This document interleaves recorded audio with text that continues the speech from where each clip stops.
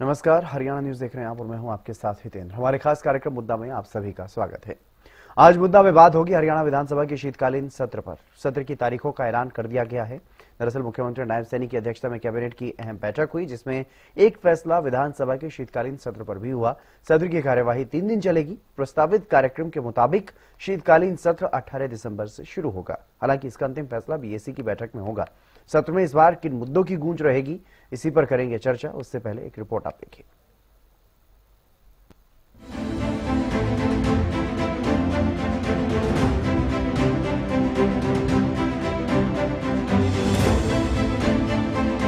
हरियाणा में 15वीं विधानसभा का चौथा विधानसभा सत्र 18 दिसंबर से शुरू होगा। विधानसभा के शीतकालीन सत्र की तारीखों पर हरियाणा कैबिनेट की बैठक में मोहर लगी। सत्र की कार्यवाही 3 दिन तक चलेगी। 18 दिसंबर के अलावा 19 और 22 दिसंबर को कार्यवाही चलेगी। हालांकि इस पर अंतिम फैसला बीएसी की बैठक में होगा। ये समय बढ़ाया भी जा सकता है। कैबिनेट की बैठक के बाद शीतकालीन सत्र की तारीखों के बारे में खुद मुख्यमंत्री नायब सैनी ने जानकारी दी कि विधानसभा का शीतकालीन सत्र 18 दिसंबर से शुरू करने की सहमति बनी है। तो वहीं नेता विपक्ष भूपेंद्र सिंह हुड्डा ने चंडीगढ़ एसवाईएल खिलाड़ियों की मौत मामले में विशेष सत्र बुलाने की मांग की है। हरियाणा के मामले में जो कोई भी ना तो चंडीगढ़ का स्टेटस बताए जा रहे हैं, ना हरियाणा का भाई क्या करना है, क्या हरियाणा की राजधानी है कि नहीं है, वाकई जवाब देंगे तो स्पेशल सेशन में ही ये फैसला होगा। और मुद्दे ऐसे हैं जहां हरियाणा का हित क्या है, जैसे नौकरियों के मामले में है, जितनी नौकरियां हैं, अभी वो निकला था रिजल्ट एचपीएससी का 8% हरियाणा के जो है एसवाईएल का, जो कहा अभी केंद्र वालों का बयान आया कि भाई पंजाब हरियाणा बैठ के आपस में फैसला कर लें, हम बीच में नहीं पड़ते। अरे सुप्रीम कोर्ट ने कर रखा है हरियाणा के हित में। तब मनोहर लाल खट्टर जी ने कहा था कि हम कंटेम्प्ट ऑफ कोर्ट डालेंगे। क्यों नहीं कंटेम्प्ट ऑफ कोर्ट डाल के भाई अपना लागू करवाते, फैसला इंप्लीमेंट करवाते। इस वास्ते इन मुद्दों के लिए स्पेशल सेशन तुरंत बुलाना चाहिए, केवल इन मुद्दों के लिए। बहरहाल विधानसभा का ये शीतकालीन सत्र कई मायनों में खास रहने वाला है, क्योंकि वर्तमान विधानसभा के लिए मुख्य विपक्षी दल ने अपना नेता चुन लिया है। पूर्व सीएम भूपेंद्र सिंह हुड्डा नेता विपक्ष की भूमिका निभाते हुए नजर आएंगे।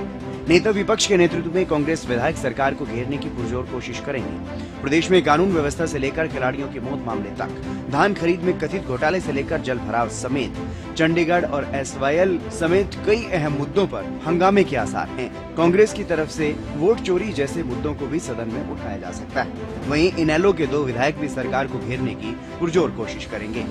Bureau report, Haryana news.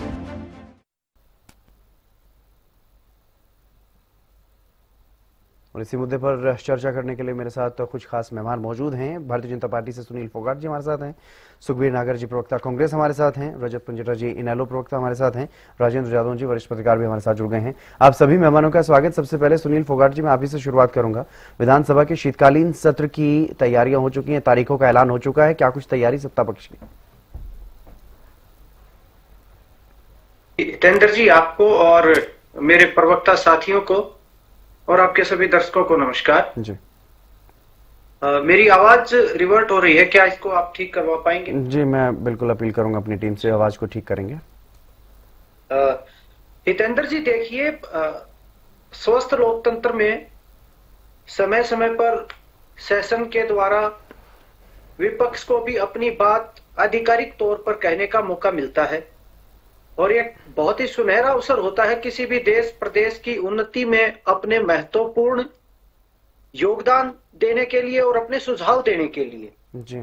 लेकिन जिस प्रकार हम देश की संसद की बात करें या हरियाणा विधानसभा की बात करें, विपक्ष के पास जब कोई मुद्दे नहीं मिलते, कोई तथ्य नहीं होते, तो वो शोर शराबा करके और बार बार वॉकआउट करने की उनकी एक परंपरा चली आ रही है। तो मैं अभी उम्मीद करूंगा कि हमारे जो विपक्ष के साथी हैं, जो पार्टियां हैं, वो भी कुछ ना कुछ सकारात्मक सुझाव लेकर के आएंगे। जो आए दिन मीडिया बाइट्स में वो कुछ अनर्गल आरोप लगाते रहते हैं जिनका कोई आधार नहीं होता, वो उन बातों को वहां फ्लोर पे लेकर के आएंगे और प्रदेश के विकास के लिए अपने सुझाव देंगे, कोई सकारात्मक बातें रखेंगे।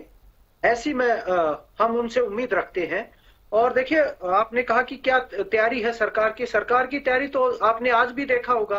कैबिनेट मीटिंग हुई है, माननीय मुख्यमंत्री जी ने खुद से ब्रीफ किया है कि किस प्रकार आज जो नागरिकों को जमीनी स्तर पर किस प्रकार ज्यादा सुविधाएं ज्यादा आसानी के साथ मिले, उसी के तहत गांवों को और कुछ सेक्टरों को भी एक से दूसरे जिले में शामिल करने का आज काम किया गया है। जो विभिन्न एरिया से आम जनमानस की जो रिक्वेस्ट आई थी सरकार के पास, उनके ऊपर भी सरकार ने आज निर्णय लिया है।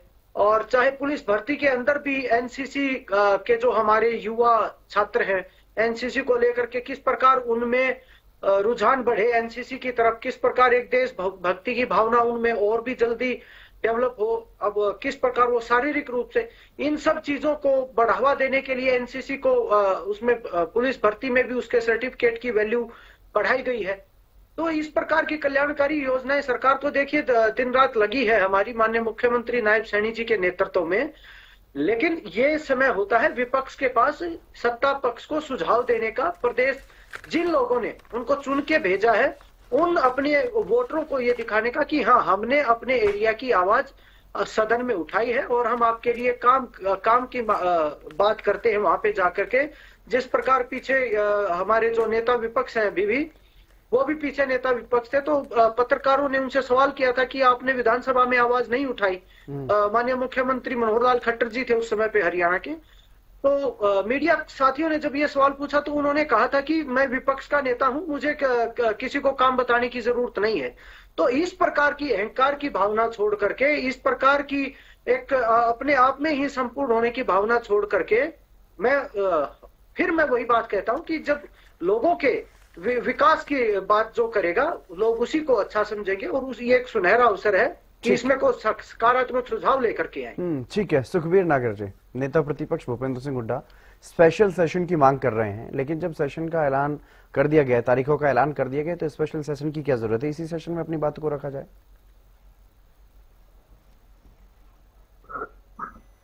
स्पेशल सेशन के लिए जैसे कांग्रेस सरकार में खिलाड़ी जाते थे, स्टेडियम में खिलाड़ी मैच लेने के, आज का जो दौर है, जो खिलाड़ी रक्त पर बात स्टेडियम में जान ली गई। विपक्ष के नेता उपनेता बता रहे हैं हमारे, इसमें विशेष सदन, विशेष एक बिल रख दिया जाए, जिसमें विशेषता से चर्चा हो जाए। सरकार ने अपने कोई बयान हो लाइन ने कोई प्रूफ दिया, उन्होंने क्योंकि सरकार ना फिर जनमत की सरकार नहीं, मैनेजमेंट की सरकार है, इसलिए ये सब चीजें सरकार बनाने की बात वोट चोरी से हो, SIR से हो, लो एंड ऑर्डर, और हरियाणा में आप देखे आए दिन व्यापारी को, आम आदमी को धमकियां, कुछ सेटिंग करो, उनको आदत हो रही है हरियाणा के अंदर। लो एंड ऑर्डर को स्थिति नहीं है। पुलिस के बड़े बड़े अधिकारी, अधिकारी को नोटिफाइड करनी पड़ रही है।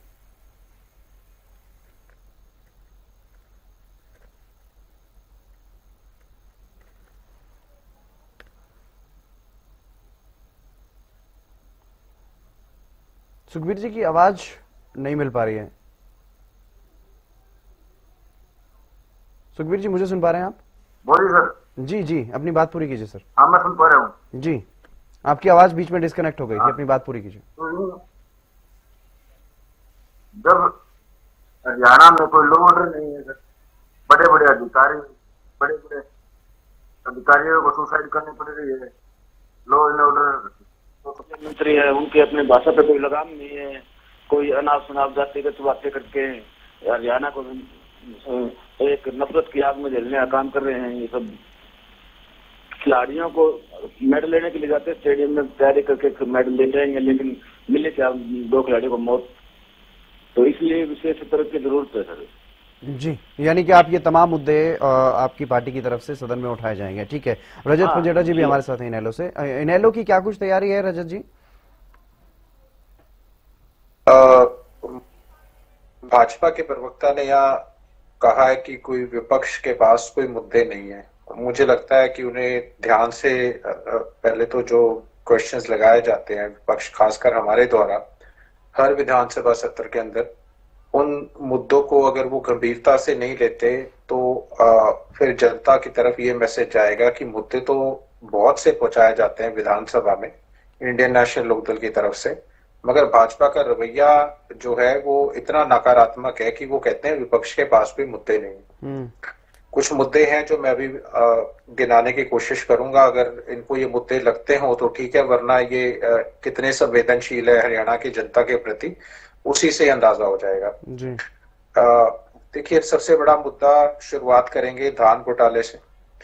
उसके बाद जो ये ट्रैक्टर के ऊपर इन्होंने 10 गुना रजिस्ट्रेशन बढ़ाई है वो मुद्दा है। उसके बाद बिल्कुल एसवाईएल का मुद्दा रहेगा, जिस तरीके से पीछे जो रवैया रहा है, और जबकि फाइनल जजमेंट जो 4 जून 2004 को आई थी उसमें सीधा निर्देश सेंट्रल गवर्नमेंट को दिया गया है।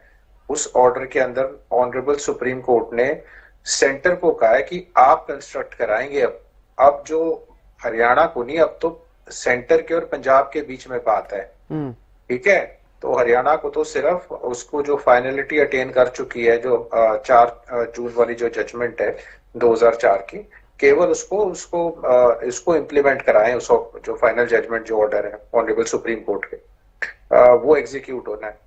तो उसके बाद जो 180 कॉलेजेस के अंदर वैसे तो प्रिंसिपल्स की भी शॉर्टेज है, लेकिन 2400 जो खुद सरकार मानती है जो शिक्षकों के खाली पद पड़े हैं, और जो अभी ये जो HPSC में ने जो असिस्टेंट प्रोफेसर के इंग्लिश का जो था, जिसके अंदर जो रिजर्व कैटेगरीज हैं उसके अंदर खाली जो वेकेंट छोड़ी है पोस्ट, और जो HPSC की पिछली भर्तियां भी रहे हैं उसमें हरियाणा के बच्चों का हक मारकर भारी स्टेट्स के बच्चों को एडजस्ट किया जा रहा है, और हरियाणा के जनता को, हरियाणा के यूथ को उससे वंचित रखा जा रहा है। उसके बाद हाल ही में 2 बास्केटबॉल प्लेयर्स की आपको पता है कि उनकी कैसे सब स्टैंडर्ड मटेरियल यूज किया, और उन्होंने उस पे विश्वास करके कि पूरा वो पोल ठीक होगा, 2 बास्केटबॉल प्लेयर्स की जान गई। और एक लॉ एंड ऑर्डर की स्थिति तो हर विधानसभा में हमारे को लगता है हम लगाते ही हैं, लेकिन एक जो बॉडी बिल्डर जो वो भी चैंपियन था बेचारा, उसको भी किस तरीके से लड़कियों की, अपने घर की बहू बेटियों की इज्जत बचाने के लिए और उसको कैसे पीट कर मार दिया गया, क्या लॉ एंड ऑर्डर की सिचुएशन है। और जो मॉनसून में पिछले, देखिए हम ये मुद्दा हम काफी बार उठा चुके हैं, जो जल भराव 12 डिस्ट्रिक्ट्स में अभी भी जो जल की निकासी नहीं हुई है और कोई मुआवजा अनाउंस नहीं हुआ, जबकि हाँ साथ ही पड़ोसी जो हमारी स्टेट है पंजाब की, वो 20,000 मुआवजा ऑलरेडी दे चुकी है। उसके बाद देखिए अलग विधानसभा का हम खुद सरकार से सुनते हैं, सरकार ने जमीन भी चिन्हित कर ली थी 2-3 जगह पे, वो भी अब मुद्दा जो है उसको भी लिए प्रश्न खड़ा करेंगे कि उसका क्या हुआ, वो क्यों अब आपने ठंडे बस्ते में डाल दिया। डॉक्टर्स का मुद्दा चल रहा है, अभी भी आपको पता होगा। लेकिन एक बड़ा अहम मुद्दा जो है इंडियन नेशनल लोकदल ने विधानसभा के पटल के ऊपर पिछली बार ही उठाया था, और वो था जो ग्राउंड वाटर का जो कंटैमिनेशन है, और जो अभी सेंट्रल ग्राउंड वाटर बोर्ड है जो CGWB, ये सीधा हमारा जो मिनिस्ट्री ऑफ जल शक्ति है उसके अधीन आता है, और उसकी annual ground water quality report आई है अभी। उसके अंदर चाहे नाइट्रेट कंटैमिनेशन हो, लेकिन यूरेनियम कंटैमिनेशन में पूरे देश में हरियाणा नंबर 2 पे है, दूसरे स्थान के ऊपर है कि हमारे जो ग्राउंड वाटर के अंदर जो यूरेनियम की कंटैमिनेशन है, जो जिसकी वजह से कैंसर जैसी गंभीर बीमारियां होती हैं। और हमने मुद्दा उठाया भी था, आदित्य जी ने मुद्दा उठाया था विधानसभा के पटल के ऊपर। हम ये निश्चित तौर पे पूछेंगे, आज दूसरा स्थान जो है वो हरियाणा का जो आ चुका है, जो ग्राउंड वाटर रिपोर्ट, ये तो सरकारी रिपोर्ट है, ये हमारी जो भी मैंने बातें कही हैं वो तथ्यों के साथ कही हैं, वो ऑन रिकॉर्ड है। और साथ साथ देखिए अब क्राइम को ले लीजिए, किसानों की हालत को ले लीजिए, दुर्दशा को, और जो आज प्रदेश के ऊपर, वो तो चलो अब ये कर्ज की बात, मुझे तो लगता नहीं कि कर्ज की बात असली कोई आंकड़ा, क्योंकि अभी बजट सेशन आने वाला है, उसके अंदर ये जो बात है उसके बाद ये भी पूछेंगे। यथास्थिति तो मुझे लगता है ये डॉज करेगी। अब सरकार इसमें से कितने मुद्दों को गंभीर समझती है, कितनों को हमें स्थान मिलेगा, कितने एडजस्ट होंगे, मुद्दे तो हमारे और भी हैं। ये तो मैंने चंद मुद्दे गिनाए हैं, कल हमारी लिस्ट जो है ऑफिशियल लिस्ट वो भी है, वो आ जाएगी। और अगर कल आप डिबेट रखेंगे तो इसके अलावा भी ये मुद्दे जो होंगे वो भी आपको जो है गिराने का काम करेंगे। बिल्कुल बिल्कुल ठीक है। राजेंद्र जादव जी, किस तरह से देखा जाए, क्योंकि शीतकालीन सत्र जिसका इंतजार था उसकी तारीखों का ऐलान तो हो गया है। एक तरफ सत्ता पक्ष कह रहा है कि विपक्ष मुद्दा विहीन है, विपक्ष के पास कोई मुद्दा नहीं है, विपक्ष कह रहा है कि हमारे पास तो इतने मुद्दे हैं। क्या सत्ता पक्ष इन मुद्दों को मुद्दे नहीं समझते? नहीं, देखिए, ये तो राजनीतिक बयानबाजी होती है कि विपक्ष मुद्दा विहीन है, उनके पास कोई मुद्दा ही नहीं है जी। और विपक्ष कहता है हमारे पास मुद्दे हैं। ये तो सब अपना अपना राजनीतिक दृष्टिकोण लेके और कुछ ना कुछ कहना ही है। लेकिन मुद्दे तो है। अभी मुद्दे जो है पिछले सेशन से अब तक जो है कई मुद्दे ऐसी घटनाएं हो गई, कई ऐसी इशू पैदा हो गए, जैसे बारिश का था, जल भराव का है, तो किसानों को अभी मुआवजा भी नहीं मिला और अभी तक जो है उसका फैसला ही नहीं हो पाया कि कितना देना है, कितने अमाउंट किस रेट पर देना है। तो ये कि अपने आप में एक मुद्दा है, ये तो है ही।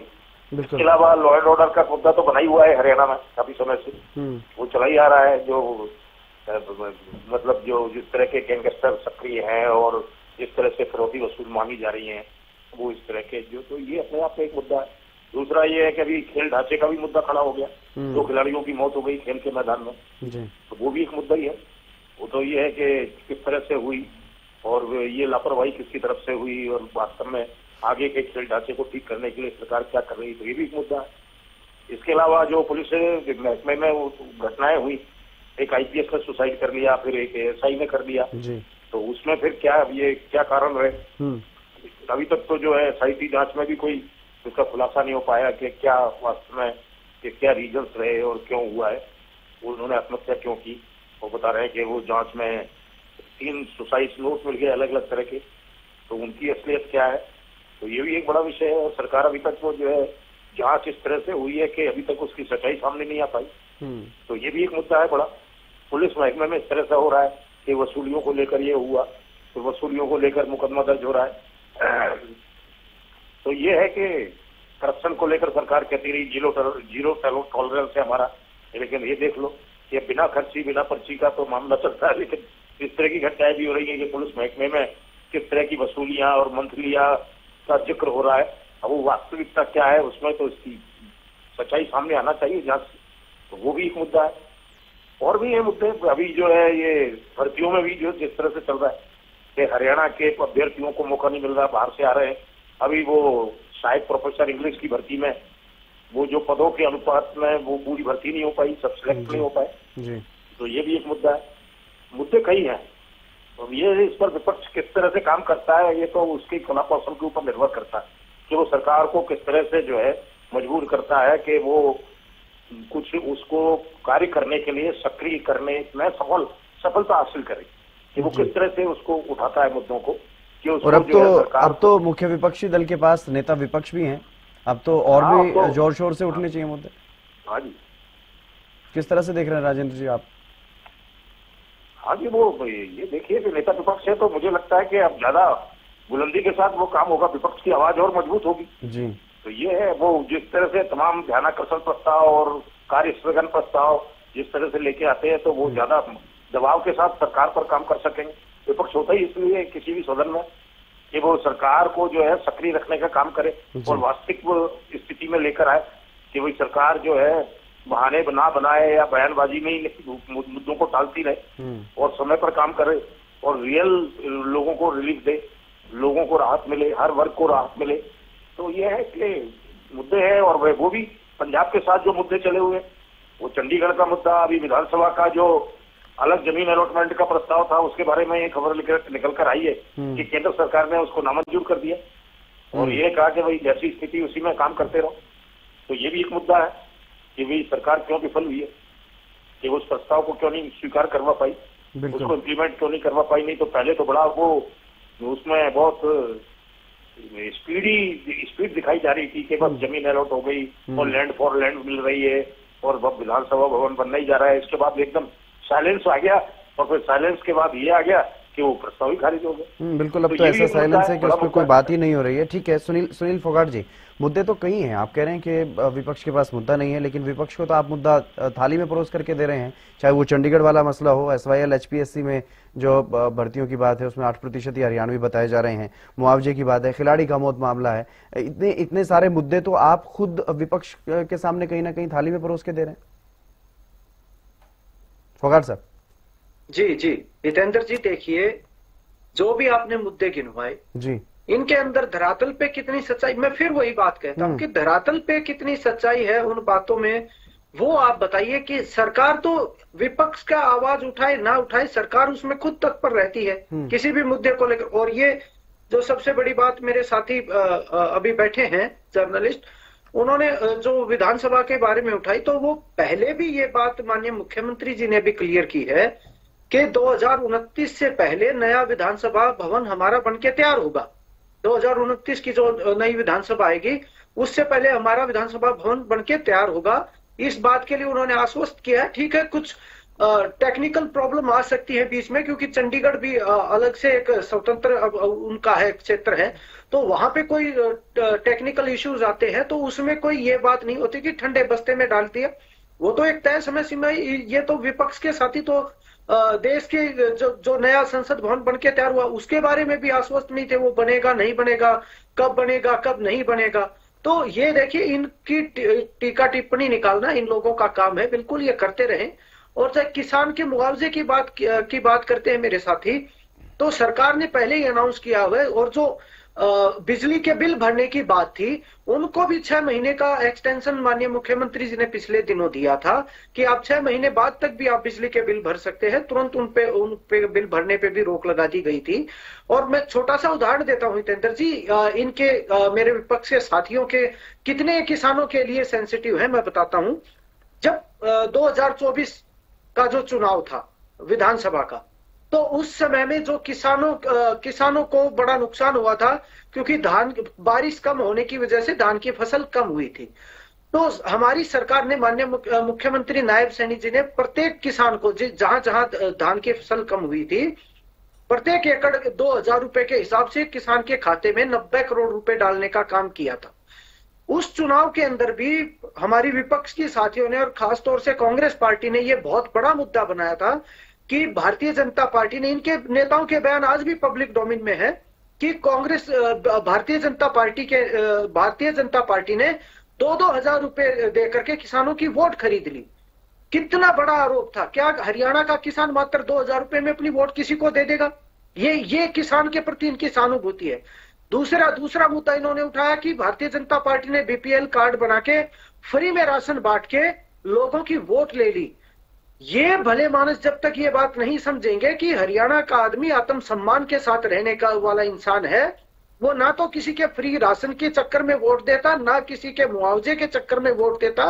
वो उसको वोट देता है जो उसके कठिन समय में उसके साथ खड़ा रहता है। जिस प्रकार हमारी सरकार तत्पर रहती है बगैर विपक्ष की आवाज उठाने का इंतजार करे, लोगों ने वो सब देखा और इनका वही चेहरा आज भी लोग देख रहे हैं। तो ये सिर्फ और सिर्फ अपनी राजनीति चमकाने के लिए, एक भी घटना बताइए कि जो घटना हुई हो और उस घटना के बाद सरकार ने तुरंत एक्शन ना लिया हो। जो मेरे साथी कह रहे थे कि अभी अपराध को लेकर के आप देख ही लिए, 112 डायल 112 की सुविधा हितेंद्र जी किसने दी हरियाणा के अंदर?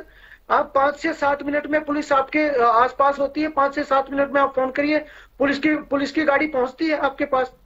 और इससे ज्यादा क्या? हरियाणा में 33 महिला पुलिस थाने खोलने का काम हमने किया है। हर एक जिले में अलग से साइबर थाना खोलने का काम किया है। 2024 में तो हरियाणा पुलिस को जो साइबर ठगी होती है उसमें बेस्ट अवार्ड मिला है पूरे देश के अंदर। लगभग 2,500 करोड़ के करीब की रिकवरी हरियाणा पुलिस ने करके दी है। और कितने एनकाउंटर हो चुके हैं अपराधियों के, वो खबरें भी इन साथियों को पढ़नी चाहिए। अगर आज कोई घटना हुई है तो उसके अगले 2 दिन 4 दिन बाद उन अपराधियों के साथ भी बहुत बड़ी घटना हुई है, उनके पैरों में भी गोलियां लगी है, उनके एनकाउंटर हुए हैं, कईयों की जान भी गई है। तो इस तरीके से जो तथ्यहीन बातें हैं वो उठा करके या उनको तोड़ मरोड़ करके अगर ये बढ़ा चढ़ा के पेश करेंगे, उससे कोई फर्क नहीं पड़ने वाला। हाँ, फिर कहते हैं सकारात्मक कोई भी सुझाव लेकर के, माननीय मुख्यमंत्री नायब सैनी जी तो इतने सरल और सहज स्वभाव का व्यक्ति तो उनका है, वो तो कोई भी उनके सामने कोई सुझाव लेकर के आता है, कोई बात लेकर के आता है, बड़े ध्यान से सुनते हैं, बड़े पेशेंस के साथ सुनते हैं। तो इनको भी अपनी बातें वहां तक पहुंचानी चाहिए ताकि जिन लोगों ने इनको चुन करके भेजा है इनको वोट देने का पछतावा ना हो। जी सुखबीर जी, मेरी आवाज सुन पा रहे हैं सर आप? आप सुन पा रहे हैं मेरी आवाज? जी जी। जो मतलब प्रस्ताव भी बताए थे ना, जी ये हमारे मुख्यमंत्री की सुनने हैं, सुनते हैं सर कि मुख्यमंत्री का तो कुछ मैं तो प्राप्ति बदले भी नहीं कर सकता, तो कौन से फैसले ले सकते हैं वो। दूसरा बात ये क्या है, हमने कोई मुद्दा ही नहीं है। हरियाणा में 14.5 लाख एकड़ फसल नष्ट होगी सर, और जो यमुनानगर में अवैध खनन हुआ है वो उनको दिखाई नहीं दे रहा। धान 80 करोड़ का पूरा हरियाणा में धान घोटाला हो गया। धान में कोई फसल एमएसपी किसानों से दी नहीं गई। किसान को आए तो दुगुनी करने की बात करते को दुगुनी आए से कर नहीं पाए। सब इनको एक अपना एक जो बात को इधर से उधर घुमाने का बड़ा तजर्बा है, काम करने का कोई तजर्बा नहीं है। आप किसी भी भाजपा प्रवक्ता है या भाजपा नेता है, किसी को किसी गाँव में स्कूल में बैठे देख लो, आज स्कूलों की हालत इतनी दरदर है कि बच्चे और टीचर वहाँ पढ़ाने से डरते हैं, कहीं से छत सिर पे ना गिर जाए। स्टेडियम में की संभाल तो आपने देख ली, तो होनहार खिलाड़ियों को अपनी जान गंवानी पड़ी स्टेडियम के लिए, तो इनको तो कुछ जी आया। हम मानते हैं हरियाणा की जनता बहुत स्वाभिमान है, 1000 में बिकने वाली है ना 2000 में बिकने वाली, ना राशन में बिकने वाली है। लेकिन जो बीजेपी के सरकार की जो मंशा है ना, वो उन्होंने झलकाई। जब इलेक्शन टाइम आया तब जब फटाफट इन्होंने सरकार जिसका कुछ था नहीं उसको जैसे इलेक्शन हो गई सरकार बन गई, इन्होंने सबके बीच सरकार काट दी। और इन्होंने सिर्फ एक काम अच्छा किया पूरे हरियाणा में, पूरे हरियाणा की जनता को लाइन में लगा दिया। बीपीएल चाहे बीपीएल के लिए हो, चाहे वो फैमिली आईडी के लिए हो, लेना देना कुछ डॉक्यूमेंट को इतना लंबा बना दिया कि लोग 70 पाते का रह जाएंगे। तो इनको ना जवाब देना पड़े, हमने क्यों काम नहीं किया, कुछ डॉक्यूमेंट पूरे नहीं, तो अंततः ही जो बातें थी सब इन्होंने पेपर पे लेके आएंगी। कहाँ जल भराव इन्हों को नहीं मिला, तो किसान के साथ सरकार के लिए किसान का तो पूरा हरियाणा डूबा हुआ था जल भराव में। आज तक पानी की निकासी सर शहरों में नहीं हो पाई। गाँव की तो बात सुन लो आप, शहरों में भी आज तक जल निकासी नहीं हो पाई। किसान अगली फसल नहीं बो पा रहे, मुआवजा किसी को मिला नहीं, और समय पे ना डीएपी है, ना यूरिया है, ना बीज है। कहे की ये बात कर रहे हैं हम उसमें खड़े नहीं। बेरोजगार युवाओं की लंबी लाइन लगी है। और खास बात सरकार में और देखने को मिली है, हमारे बच्चे तो लगेंगे चपरासी और बाहर के बच्चे लगेंगे अफसर। क्या इन्होंने अपने शिक्षा नीति पर इतना विश्वास ही नहीं है कि हम अफसर पैदा कर पाए? 100-150 पोस्ट निकल चुकी हैं, 100 के बाहर से लग जाती हैं। हमारे बच्चे तो एसकेआरएन के लिए बना दिए उन्होंने। सब इनकी सोची समझी साजिश के तहत हरियाणा को विकास के नाम पे पिछड़ेपन से ले रहे हैं। ना और ना बेरोजगारों को सुनी, ना रोजगारों वाले को सुनी। कितने भी धरना प्रदर्शन सरकार की गहरे घूंगी सरकार को खोल जगाने के लिए बात की, इन्होंने उसको डंडों से स्वागत किया है। आज तक हमने तो कभी देखा नहीं। आज किसी भी कर्मचारी संघ की, युवा की, बेरोजगार की इन्होंने बात सुनी है। इन्होंने सिर्फ वही है, डंडा उठाया, पुलिस टिक्के लगाई, अपने आप किसी को सुनने लायक सरकार नहीं करी। ठीक है, मैनेजमेंट की सरकार है, गवर्नमेंट की सरकार नहीं है। ठीक है। सुनील फोगाट जी, आप कुछ कहना चाह रहे थे, मैं आऊंगा आपके पास। हितेंद्र जी, जिस प्रकार मेरे साथी ये आप बात उठा रहे हैं कि डंडा उठा के और पीछे लगा दिया, मैं इनसे पूछना चाहूंगा, जब भूपेंद्र हुड्डा जी की सरकार बनी थी, रोहतक के अंदर हरियाणा में टीचरों ने प्रदर्शन किया था, तो वहां पुलिस की गोली से एक महिला टीचर की मौत हुई थी। उस पर क्या कहना चाहेंगे ये आप बताइए? भारतीय जनता पार्टी की सरकार में क्या कोई भी ऐसा एक भी इंसिडेंट हुआ हो? तो इस तरीके की बातें ना उठा करके, ये मैं फिर कहता हूँ, सदन में भी और बाहर भी ये गुमराह हो रखे हैं। ये गुमराह लोग जो हैं, ये मुद्दों से भटकाने की बात करते हैं। ठीक है, मैं आपके पास आऊंगा, तब अपनी बात कहिएगा। ठीक है, रजत जी, क्या वाकई जिस तरह से सुखबीर जी कह रहे हैं कि सोची समझी साजिश के तहत लोगों को परेशान किया जा रहा है, क्या वाकई ऐसा है रजत जी? देखिए, अभी इन्होंने बिजली के बिल की बात इन्होंने करी है, चलो 6 महीने वाली बात इन्होंने बताई है कि कोई माफ मुफ तो नहीं किया है, पीछे बिल्कुल इस शायद साल के अंत तक की एक्सटेंशन जिसे कह सकते हैं वो दी है। लेकिन मैं सीधा सवाल, क्योंकि इनके लेवल की बात नहीं है, सीधा सवाल पहले तो अनिल विज जी से पूछूंगा, उनके पास ये पोर्टफोलियो है एनर्जी का, और साथ में मुख्यमंत्री जी से भी पूछूंगा। हमारे यहाँ आप हितेंद्र जी, आपके पास अगर जो आपका एक बिजली का मीटर है तो उसका एक ही अकाउंट होगा आपके पास जिसका आप ऑनलाइन बिल भर सकते होंगे, जैसे सुविधा सरकार ने दी है जी हितेंद्र जी। मैं आपसे बात कर रहा हूँ सर। हाँ, तो अब मैं आपको मुद्दा बताता हूँ, मुद्दा कितना ज्यादा मतलब ग्रामीण क्षेत्र में जो जनता है ज्यादातर उनको परेशान किया जा रहा है। 1 मीटर का एक तो अकाउंट नंबर है जिसको आप ऑनलाइन बिल भरते हैं, 1 मीटर हो गया आपका घर पे एक अकाउंट नंबर हो गया। अब है कि बहुत से ऐसे ग्रामीण क्षेत्र में लोग हैं जहां फिर एक तो आपका ऑनलाइन अकाउंट नंबर है, एक आपका एक और ऑफलाइन अकाउंट है, एक ही मीटर का 2 अकाउंट नंबर है। इतना भारी भ्रष्टाचार है, मैं ये सरकारी नौकरी में सस्पेंशन के लायक नहीं है ऐसे लोग। ऐसे लोगों को तो टर्मिनेट करना चाहिए। जो भी रिस्पॉन्सिबल है, 1 मीटर के 2 अकाउंट नंबर कैसे हो सकते हैं?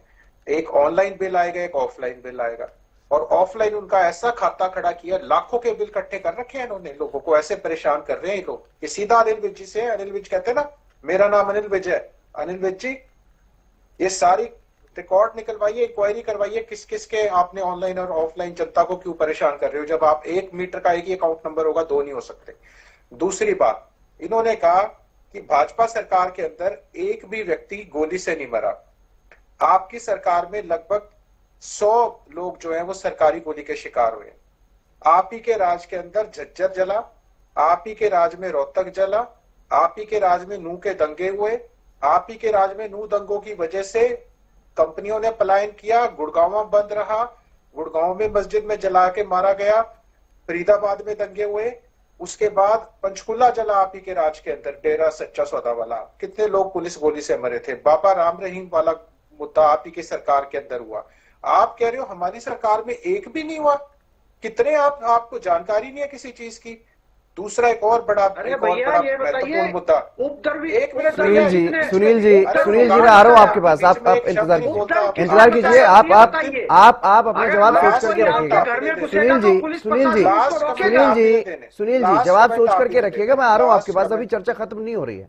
कर लेना, लास्ट कमेंट आप ही से लेंगे कि चिंता की करते। एक बड़ा महत्वपूर्ण मुद्दा भी है कि जिसमें सरकार ने अच्छी तरह पैरवी नहीं की, कि अरावली की 100 फीट हाइट तक को अरावली नहीं माना जाएगा। पहले तो उसके अंदर खनन होगा, फिर उसको भू माफिया बिल्डरों के हवाले वहां पर उसको हवाले किया जाएगा। सरकार ने ये पैरवी, अब तो ऑनरेबल सुप्रीम कोर्ट ने कह दिया, तो अब सरकार ने क्यों नहीं इसको बचाने? अब आपका वन की सुरक्षा अब आपने क्यों नहीं किया? वैसे तो आप एक पेड़ नहीं काटने देना चाहते, पहले तो कहते जंगल सफारी बनाएंगे, कुछ करेंगे।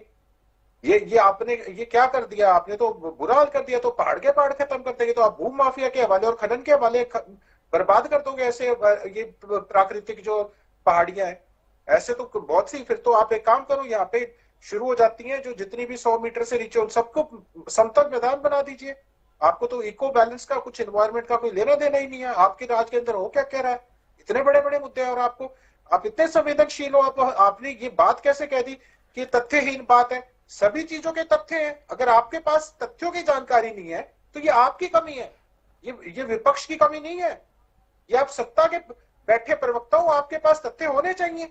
आप हर एक चीज को कैसे कह सकते हो कि ये तथ्यहीन बात है? हर चीज अवेलेबल है, सब चीजों के तथ्य। आप अखबार पढ़ा कीजिए, अखबार की कटिंग है हर चीज की। कोई भी बात बिना तथ्यों के नहीं यहाँ पे की जा रही टीवी चैनल के ऊपर। ठीक है रजत जी, जिस तरह की बातें सामने आ रही हैं, चाहे विपक्ष के मुद्दों की बात करें, विपक्ष की तरफ से जो मुद्दे उठाए भी जा रहे हैं और जो मुद्दे अब हाल फिलहाल में निकल करके सामने हैं, क्योंकि कई मुद्दे तो ऐसे हैं जो अभी पनपे हैं, चाहे वो खिलाड़ियों की मौत का मुद्दा हो या फिर जलभराव की समस्या हो या जिस तरीके की जो चीजें निकल करके सामने आई हैं चंडीगढ़ और एसवाईएल को लेकर के, चंडीगढ़ में जो विधानसभा की बात है उसको लेकर के, हालांकि सुनील जी कह रहे हैं कि वादा है और वादा पूरा होगा, नए विधानसभा का भवन बनेगा, लेकिन उस पर कोई आधिकारिक बात निकल करके सामने नहीं आ रही है जब से केंद्रीय गृह मंत्रालय की तरफ से मना किया गया उसको लेकर के। हाँ, वही मैं कह रहा हूँ कि उसके बाद कोई आधिकारिक बयान सामने नहीं आया है सरकार की तरफ से। तो किस तरह से देखा जाए जादौन साहब? जब मीडिया ने पूछा, जर्नलिस्ट ने पूछा कि ऐसे सर बात आई है, तो उन्होंने तो मुख्यमंत्री जी ने बल्कि सेंटर वाली बात पे मुहर लगाई है। मोहर लगाई है मुख्यमंत्री ने इस बात के ऊपर, जादौन नहीं साहब। बनेगा। जादौन साहब, हाँ जी, किस तरह से देखा जाए सर इन मुद्दों को? नहीं मुद्दे वही क्लियर नहीं है ना, ये इसमें आपको क्या स्पष्ट जवाब है कि वही ये जो सरकार, केंद्र सरकार ने नई विधानसभा का प्रस्ताव खारिज कर दिया जमीन अलॉटमेंट का, तो उसमें क्या वो उन्होंने स्पष्ट कहा है कि हम जमीन अलॉट करवा के रहेंगे, या हमारी केंद्र से बातचीत है, या केंद्र ने फिर हमें पुनः आश्वासन दे दिया? ऐसा तो कुछ नहीं, वो तो उन्होंने भाई कमिटमेंट कह दिया है। ऐसे तो वो SYL के भी वही बन के रहेगी, SYL हम लाएंगे पानी, पहले से भी वो कहती आ रही है सरकारें बूंद बूंद लेके आएंगे हरियाणा के हिस्से का पानी, पर वो बूंदे तो वही पंजाब के हिस्से में पड़ी हुई है अभी तक।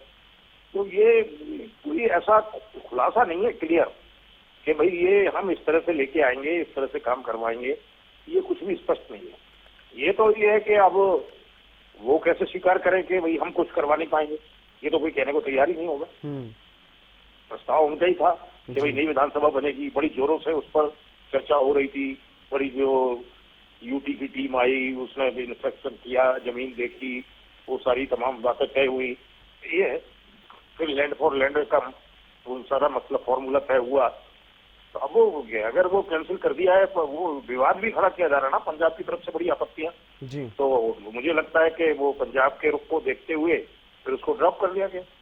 अब ये तो विधानसभा सेशन चलेगा तो विपक्ष जवाब मांगेगा तो वो जवाब देगी सरकार, फिर हाउस के फ्लोर पर देगी तो ज्यादा ऑथेंटिक होगा जी।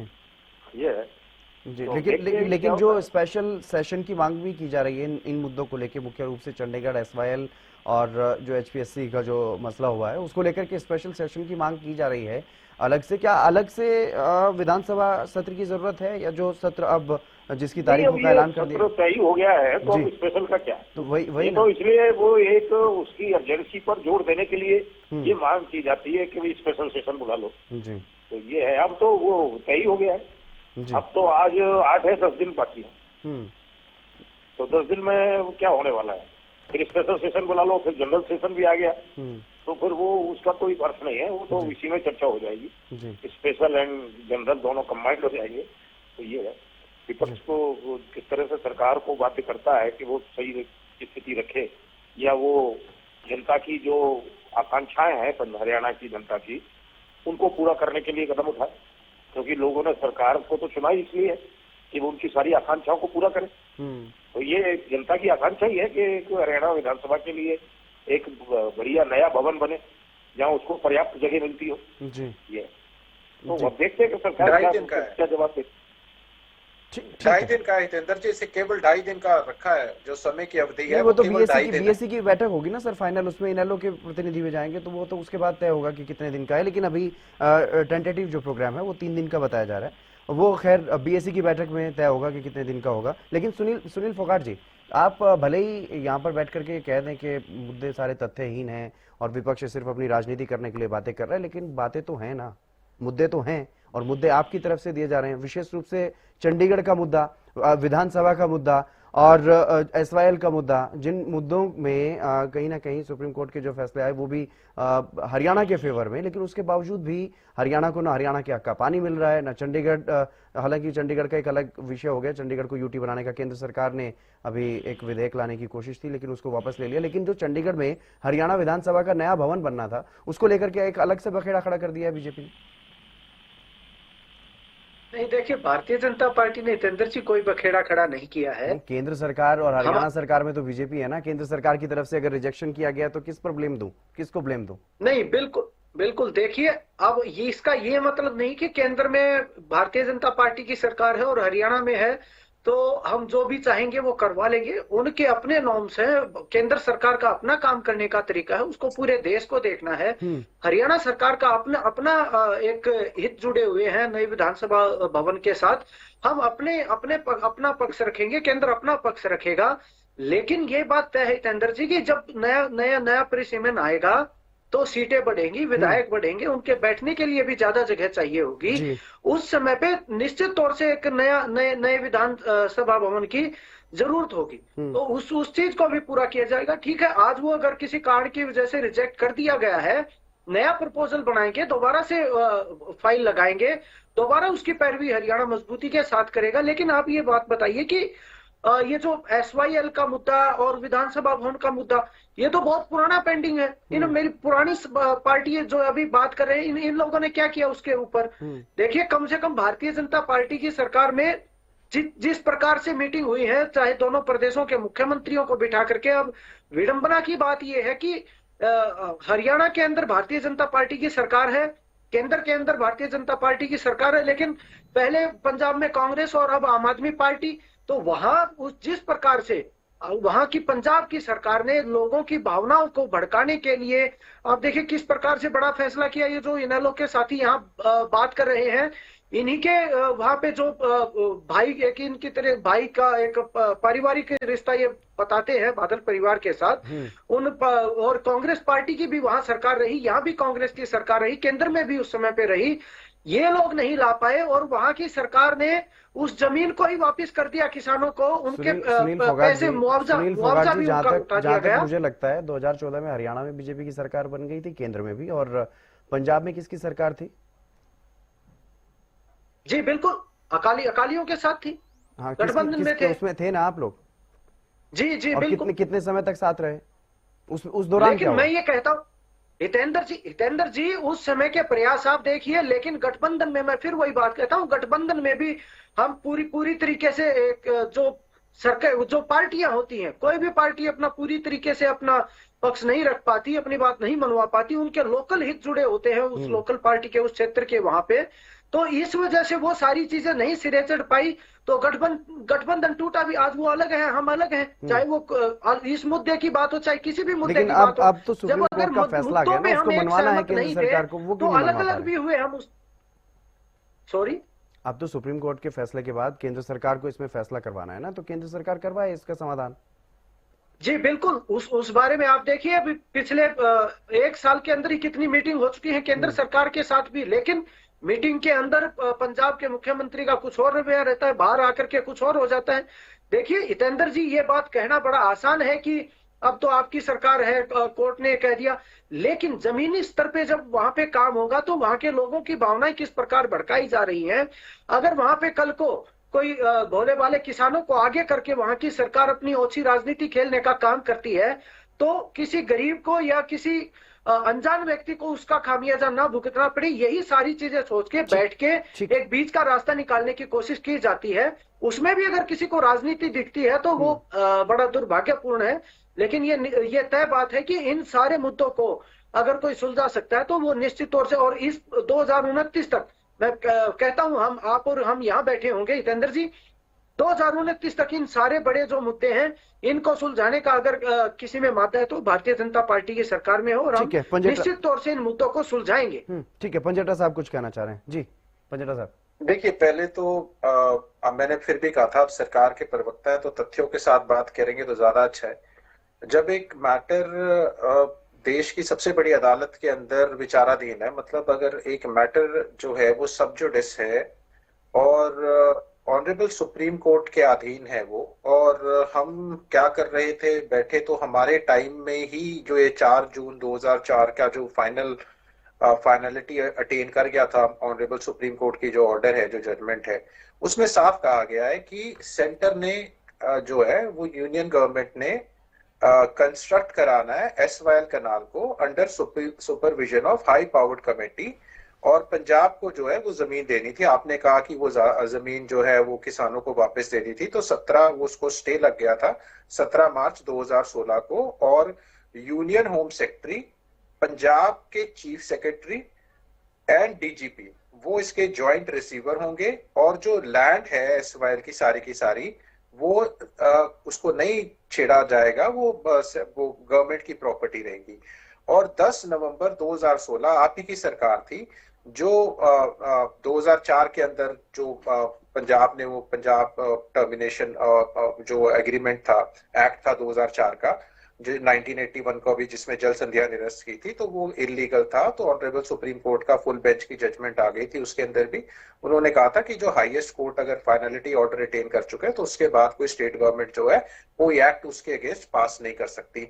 तो अब जब ये 10 नवंबर 2016 को आ गया था, कोई बाधा भी नहीं थी, सिर्फ 2004 का हमारी गवर्नमेंट का जो फाइनल ऑर्डर था उसको ही सिर्फ इम्प्लीमेंट कराना था। तो आप बताइए 2016 से अब तक आप क्या कर रहे हैं, क्योंकि ऑनरेबल सुप्रीम कोर्ट ने साफ निर्देश दे रखे हैं कि सेंट्रल गवर्नमेंट उसको कंस्ट्रक्ट कराएगी, हरियाणा का बीच में कुछ नहीं है। हमें तो सिर्फ उसको ऑर्डर को एग्जीक्यूट कराना है और हमें किसी के साथ, मुख्यमंत्री के साथ, पीएम के साथ, किसी के साथ टेबल पे नहीं बैठना।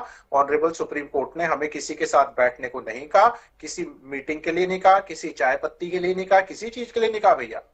सिर्फ सेंटर को कराना है, ऑनरेबल सुप्रीम कोर्ट का ऑर्डर है। और आप उसे क्यों इंप्लीमेंट नहीं करा रहे, वो आप बताएं। क्योंकि आपकी सेंटर में भी सरकार है और आपकी हरियाणा में भी सरकार है। क्योंकि अब ये मुद्दा सुप्रीम कोर्ट के, आप इतने विवश क्यों हो, क्यों जनता को पागल बना रहे हो? सबको पता है इस केस के अंदर क्या हुआ है, किस किस सरकार ने क्या किया है। लेकिन हाँ, नवंबर 2016 के बाद ऐसी कोई अड़चन नहीं है, सिर्फ आपकी इच्छा शक्ति की कमी है और हरियाणा के साथ दोगला चरित्र, दोगला व्यवहार।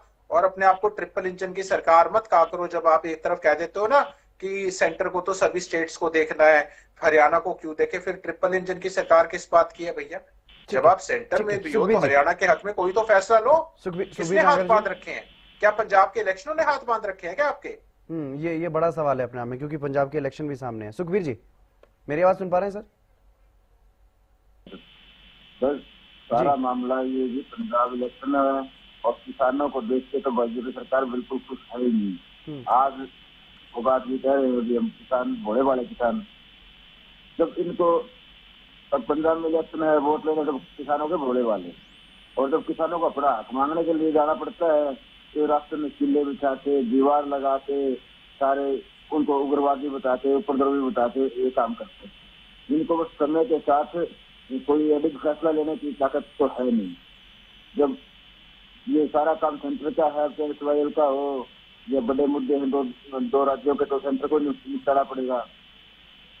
चाहे विधानसभा की नॉर्म पूरे नहीं हुए तो विधानसभा के नॉर्म पूरे नहीं थे तो फिर आपने वो इतनी बड़ी बड़ी बातें, क्योंकि अब बात करने तो सेंटर से भी ये कर रहे हैं, सरकार तो नहीं की सेंटर में भी इनको कुछ नहीं, तो सिर्फ मुद्दों से भटकाना है, काम कुछ करना नहीं। हमारी एक ही बात है, अगर ये जनमत की सरकार थी ना, लोकतांत्रिक सरकार, लोकतंत्र के तरीके से सरकार बनी होती, ये आम पब्लिक के, आम लोगों के, किसानों के, मजदूरों के सुनते।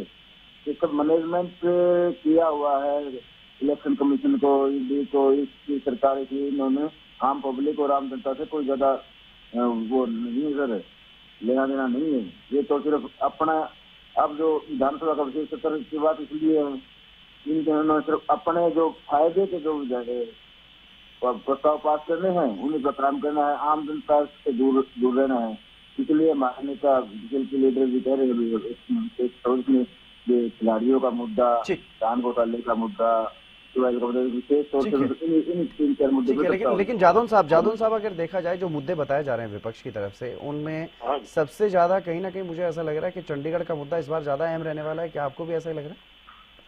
नहीं, जो पंजाब के साथ जो इशूज हैं, जो उलझे हुए हैं, वो तो है जी। अभी तो वो इसका ही क्या, चंडीगढ़ में जो पंजाब यूनिवर्सिटी है उससे हरियाणा के कॉलेजेस की संबद्धता का भी मुद्दा उलझा हुआ है। वो तो ये गली देने लग जाते हैं कि आपके पास तो कुरुक्षेत्र यूनिवर्सिटी है जो बड़ी टॉप यूनिवर्सिटी है, फिर आपको ये पंजाब यूनिवर्सिटी की क्या जरूरत है? पंजाब तो अपनी मोनोपोली चाहता है ना, वो तो चंडीगढ़ पूरे अपने कब्जे में चाहता है। वो कहता है भाई आप जाइए, अपनी राजधानी बना लीजिए, वो तो ये है उसका तो।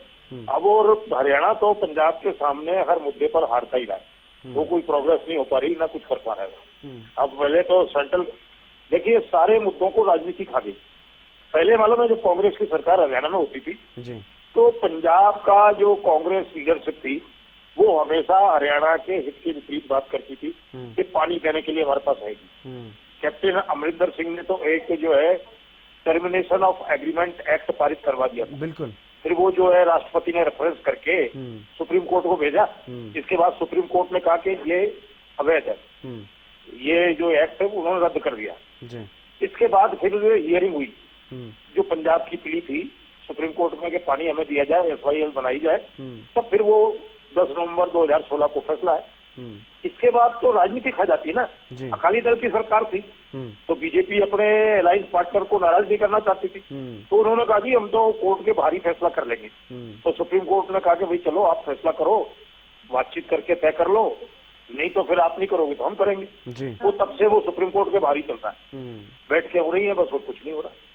यानी कि फैसला नहीं हो पा रहा है, इसीलिए राजनीति इन मुद्दों पर लगातार देखने को मिल रही है। चलिए, बहुत बहुत शुक्रिया सुनील जी और सुखबीर जी, रजत पंजेटा जी, राजेंद्र जादव जी हमारे साथ इस खास चर्चा में जुड़ने के लिए। लेकिन विधानसभा के शीतकालीन सत्र के लिए तारीखों का ऐलान हो गया। अब देखना होगा बीएससी की बैठक में क्या कुछ फैसला होगा, सत्र की अवधि बढ़ेगी या घटेगी। लेकिन अहम बात जो है, जो किन मुद्दों की गूंज रहने वाली है इस बार शीतकालीन सत्र की कार्रवाई के दौरान, उस पर हमने चर्चा की है। इसमें आपने तमाम मुद्दों के बारे में भी जाना, किन मुद्दों को लेकर के विपक्ष की तरफ से तैयारी की जा रही है और किन मुद्दों पर सत्ता पक्ष कितना तैयार है उसको लेकर के भी आपने जाना। फिलहाल इस खास कार्यक्रम में बस इतना ही। आप देखते रहिए हरियाणा न्यूज।